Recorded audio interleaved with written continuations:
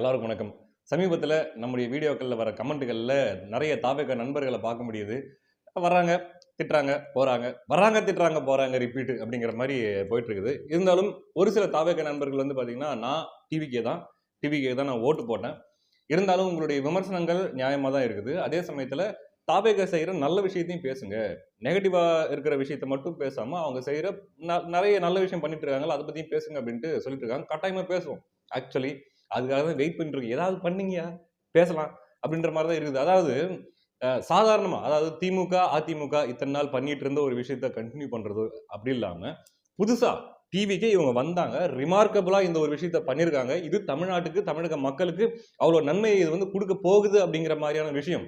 தாவேகா செஞ்சுச்சுன்னா, கட்டாயமா பேசுறதுக்கு தயாரா தான் இருக்கும். அ ஃபியூச்சர்ல பண்ணுவாங்க அப்படின்ட்டு நம்புறேன். பண்ணாங்கன்னா கண்டிப்பா பேசுவோம். என்னன்னா, அ நெறைய பார்க்கும்போது இதெல்லாம் அன்னெசசரி, இதெல்லாம் தேவையில்லை, இதெல்லாம் தவிர்த்துக்கலாம் அப்படிங்கிற மாரியான விஷயங்கள் தான் நெறைய நம்மளால பார்க்க முடியுது. குறிப்பா பார்த்தீங்கன்னா, இந்த சட்டமன்றத்திலே கூட முதல்வர் விஜய் அவர்கள் ஒரு குட்டி கதை ஒண்ணு சொன்னாரு. வழக்கம் போல எல்லா ஆடியோ லான்ச்ல படத்தோட ஆடியோ லான்ச்ல சொல்ற மாரி நேத்து சட்டமன்றத்திலயும் சொன்னாரு. என்ன கதை அப்படின்னா, ஒரு பையன் பார்த்தானாம், ஒரு பெரியவர் ஏதோ அப்படியே இப்படி கண்ண வச்சுக்கிட்டு, இப்படி இப்படி கைய வச்சுக்கிட்டு ஏதோ தேடிட்டு இருந்தாராம். அந்த பையன் வந்து, "யார தேடுறீங்க?" அப்படின்போது, "உங்க அப்பா இங்க எங்கேயோ தான் இருக்கிறாரு அப்படின்னு சொன்னாங்க. அவரத்தான் தேடிட்டு இருக்கிறேன்" அப்படின்னு அந்த பெரியவர் சொன்னாருன்ட்டு ஒரு கதைய விஜய் அவர்கள் சொல்றாரு. ஓகே. உதயநிதி அவர்களுக்கு அவர் கவுண்டர் குடுக்குறாரு. ஏன்னா உதயநிதி அவர்களும் சும்மா கிடையாது. அவரும் இதே மாரி தான் நக்கலு, நையாண்டியமா இந்த மாரி தான் பேசிக்கிட்டு, விஜய் அவர்கள இன்சல்ட் பண்றது, டிவிகே கட்சிய இன்சல்ட் பண்றது, தான் ஏதோ பெரிய இது மாதிரி, தாவேகாலாம் நேத்து வந்த அந்த மாரி வந்து அவரு டீல் பண்ணிட்டு இருக்கும்போது, அதுக்கு பதில் இன்சல்ட் விஜய் அவர்கள் பண்றாரு. புரிஞ்சுக்க முடியுது.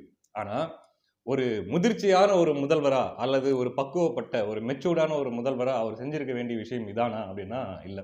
நீங்க பார்த்திருப்பீங்க. அந்த விஜய் அவர்கள் அந்த கதைய சொல்லும்போது, எதிர்க்கட்சி தலைவர்கள் அந்த வரிசைய காட்டுனாங்க. டிஎம்கே வெளிநடப்பு செஞ்சுட்டாங்க. அப்ப டிஎம்கே உள்ள இல்ல. ஐயா எடப்பாடி பழனிசாமி அவர்கள் இருந்தாரு. அதேபோல அ அவர்களுடைய கூட்டணி கட்சி ஒருத்தரான சட்டமன்ற உறுப்பினரான சௌமியா அன்புமணி அவர்கள் அந்த இடத்துல இருந்தாங்க. எடப்பாடி பழனிசாமி அவர்கள் சிரிச்சிட்டு இருந்தாரு.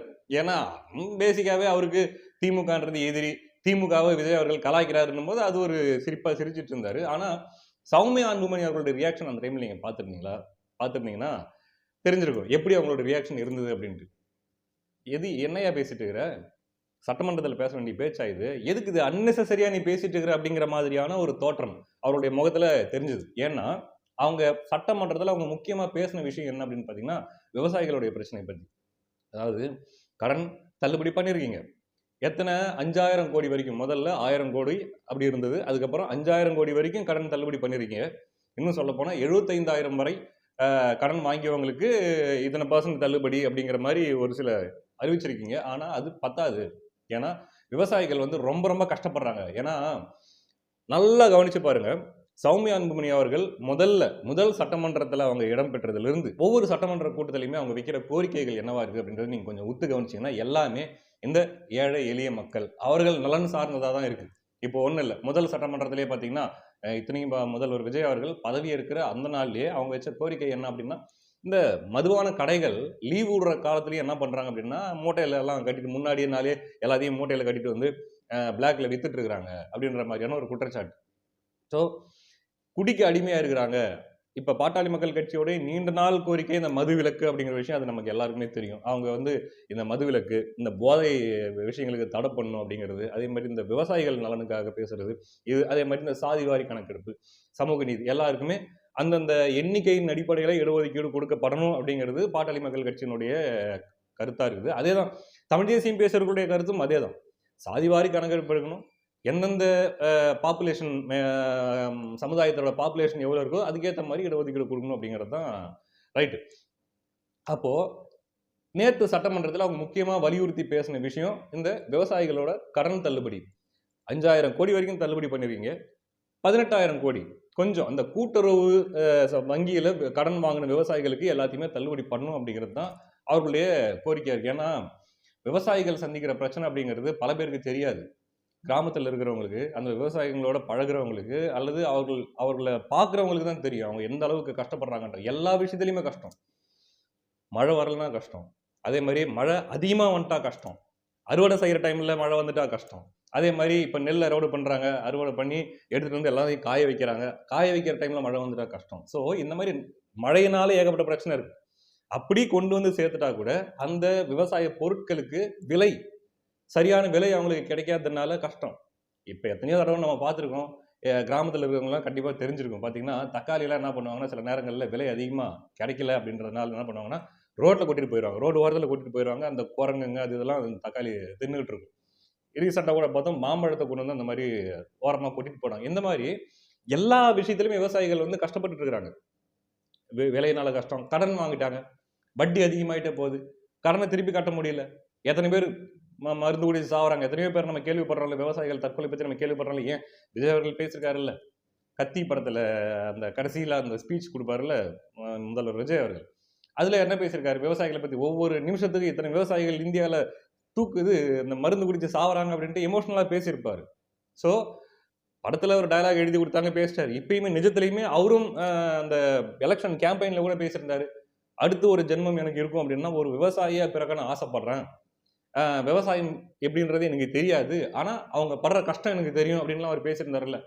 அப்போ விவசாயிகளுடைய இந்த கடன் தள்ளுபடிங்கிறது சாதாரண விஷயம் கிடையாது. அவர்களுக்கு ஒரு மிகப்பெரிய ஒரு ஒரு வரப்பிரசாதம். அப்படி பண்ணிட்டாங்க அப்படின்னா முழுமையா கடன் தள்ளுபடி பண்ணும். ஏன்னா விஜய் அவர்கள் இதுவரைக்கும் தள்ளுபடி பண்ணியிருக்கிற அந்த விவசாயிகளுடைய அந்த கடன்னால எத்தனை பேர் பலன் அடைகிறாங்க, எத்தனை பேர் பலன் அடையல அப்படிங்கிறத பத்தி அன்புமணி ராமதாஸ் அவர்கள் அப்போவே விரிவா ஒரு அறிக்கை ஒன்று கொடுத்திருந்தார். ஸோ அதன்படி எவ்வளோ பண்றீங்க, எவ்வளோ செலவு பண்றோம் நாம நாட்டுக்கு, நாட்டின் வளர்ச்சிக்கு அல்லது ஒவ்வொரு துறைக்கும் எவ்வளவோ செலவு பண்றோம் போது இப்படி கஷ்டப்படுற ஒவ்வொரு விவசாயிகளுக்கு நிறையங்க ஒன்றும் இல்லைங்க. 100 நாள் வேலைன்ட்டு ஒன்று வந்துருச்சு இல்லைங்களா, அவங்களுக்கு விவசாய கூலிக்கு ஆள் கிடைக்கிறது இல்லை. ஒரு ஏர் ஓட்டணும் அல்லது நாற்று நடணும் அல்லது ஏதோ ஒன்றுக்கு ஆள் கிடைக்கிறது இல்லை, மருந்து அடிக்கணும், நிறைய வேலை இருக்குது. விவசாயங்கிறது சாதாரண விஷயம் கிடையாது. அப்போ அதுக்கு எல்லாருக்குமே இவ்வளோ கஷ்டம் இருக்குது விவசாயிகளுக்கு. ஒரு விதையை விதைச்சு அதை அறுவடை பண்ணி கொண்டு வர்றதுக்குள்ள அந்த விவசாயி உயிர் போயிட்டு உயிர் வருது, அவ்வளோ கஷ்டப்படுறாங்க அப்படின்னும் போது அப்படி பாடுபட்டு நமக்கு உணவளிக்கிற அந்த விவசாயிகளுக்காக இந்த ஒரு விஷயத்தை விஜய் அவர்கள் செஞ்சா என்ன தப்பு அப்படின்றது தான் சௌமியா அன்புமணி அவர்களுடைய கோரிக்கையா இருக்கு. அதான் அவங்க சட்டமன்றத்தில் அவங்க பேசினாங்க. ஸோ இப்படி இருக்கக்கூடிய இந்த சமயத்துல விஜய் அவர்கள் வந்து அதை பத்திலாம் எதுவும் பெருசா டச் பண்ணாம, அதை பத்திலாம் எதுவும் கண்டுக்காம, சும்மா உதயநிதி அவர்கள் வந்து என்ன கலாய்ச்சிட்டாரு, அதனால நான் பதிலுக்கு கலாய்க்கிறேன். உதயநிதி அவர்கள் வந்து என்ன ஹர்ட் பண்ணிட்டாரு, அதனால பதிலுக்கு நான் அவங்கள ஹர்ட் பண்றேன் அப்படிங்கிற மோட்லயே அந்த குட்டி கதையை சொன்னதும், அதே மாதிரி கடைசியா ஒரு ரியாக்ஷன், இந்த ரியாக்ஷன் எதுக்கு, இதான் முக்கியம். சௌமியா அன்புமணி அவர்களுடைய அந்த அந்த ரியாக்ஷனுக்கான அர்த்தம் என்னன்னா, எவ்வளோ முக்கியமான விஷயத்த நான் பேசிட்டு இருக்கேன், எவ்வளோ முக்கியமான விஷயத்த நான் எடுத்து சொல்லியிருக்கேன், அதை பத்திலாம் ஒரு வார்த்தை கூட பேசாம, அதை பத்தி இந்த விவசாயிகள் பிரச்சனை, இந்த எளிய மக்களுடைய பிரச்சனை பத்திலாம் எதுவுமே பேசாம, இந்த பஞ்ச் டயலாக் தான் உனக்கு ரொம்ப முக்கியமா இப்போ. இப்போ அவங்கள நீ கவுண்டர் பண்றது, அவங்கள நீ கலாய்க்கிறது தான் இப்போ ரொம்ப முக்கியமா அப்படின்ற மாதிரி தான் சௌமியா அன்புமணி அவர்களுடைய ரியாக்ஷன் அப்படி இருந்தது. ஸோ என்ன சொல்ல வரோம் அப்படின்னா, ரொம்ப ரொம்ப முக்கியமான பிரச்சனைகள் இருக்கு. அதை பத்தி விஜய் அவர்கள் இப்போ விஜய் அவர்கள் வாயே திறக்க மாட்டேங்கிறாரு, பேச மாட்டேங்கிறாரு அப்படின்ற குற்றச்சாட்டுகள்லாம் வருது இல்லையா?